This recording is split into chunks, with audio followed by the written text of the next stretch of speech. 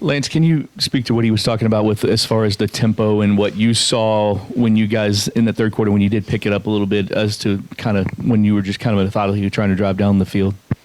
Yeah, we went in at halftime and as a staff, talked about adjustments. One of the things that we talked about was coming out in the second half, using some more tempo, and Coach Satt tried to do that immediately, and it helped us move the ball down the field, get some more plays in the second half, and I thought we did a nice job trying to do that. We just couldn't stay on track offensively.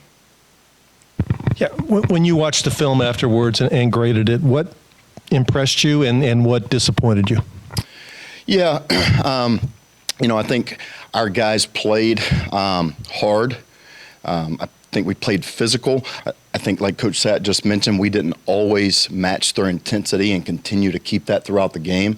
And I think that we just did not finish. I think we had too many self-inflicted wounds. When you look at it just from an overall standpoint, offensively, we would make great drives. We would have opportunities, but we continued to shoot ourselves in the foot and have self-inflicted wounds, penalties, sacks, and turnovers.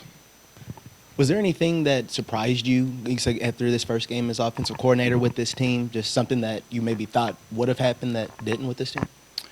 I was really proud of the group. I thought that they fought for 4 quarters. They continued to stay engaged. I thought the sideline communication was excellent. Nobody turned it down. We got down 10 points early. We responded with the touchdown. So I thought the response from the group was excellent.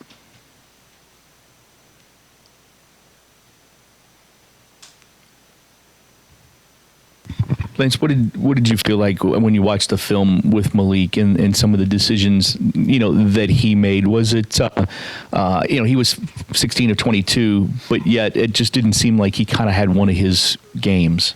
Yeah, I just think, Malik, just like with our whole offense, it was tough to get in a rhythm. Didn't have many possessions the first half, didn't have many plays, and didn't maximize our opportunities and our possessions.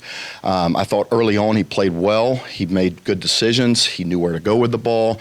But then when you get behind, you get hit a couple of times, you get sacked, like most great playmakers, you start pressing a little bit, trying to make too much happen, trying to do too much. And what I stressed to the group was, just do your 111, do your job. You don't have to do any more. We don't need any, superhuman performances. Let's just all do our job from coaches and players. And that's, from a coach's standpoint too. Coach Satt mentioned it. We have to do a better job from a coaching standpoint, making sure that our guys are ready and, maximizing our opportunities offensively. When looking at the film on UCF's defense, what kind of stands out about them, particularly in their secondary? Speed. I think they're really fast in the secondary. I think they play man-to-man, play a ton of man, but they also mix it up. They do a great job disguising their coverage looks and disguising their blitz looks, but they're fast in the secondary. When you're reviewing the film, did it seem like Malik was locking on to maybe his first target, and if so, or even if not, is there a way that you can get him to distribute things a little bit better?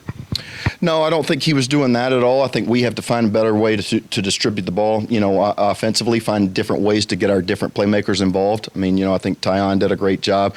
We did a nice job in the run game when we handed the ball off, and, just from our running back position, ran the ball really hard. And T. Huddy had a great game, but we have to find different ways to distribute the ball, and that's what we've tried to do this week is find different ways to get different players and maximize those possessions.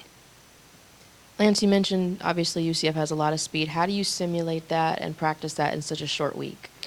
That's a great question, and one that we talked about as a staff, and we've had meetings with our scout team players to try to stress the importance to get that same look that we're going to see on Saturday on such a short week.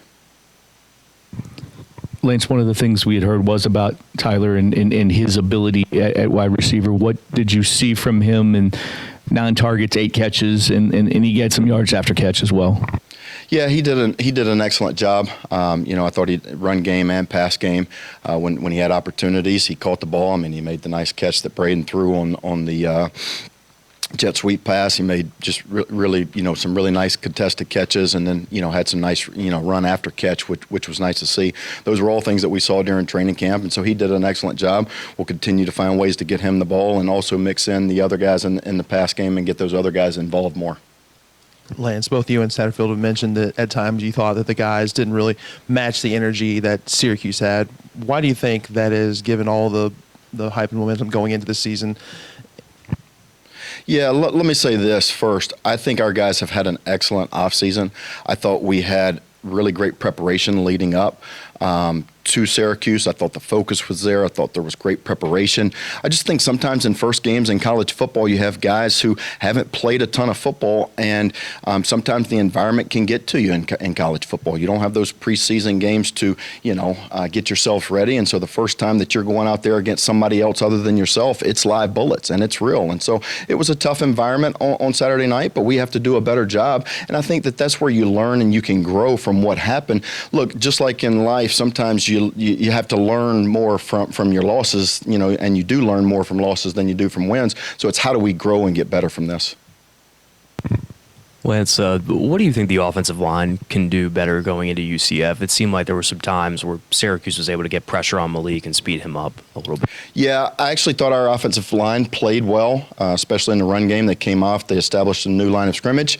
And in the pass game, there was some pressure, but I thought overall from a totality standpoint, they did a really excellent job. And that was, after Renato got, put out of the game with a penalty. So we were, moving some pieces around, and they did an excellent job responding.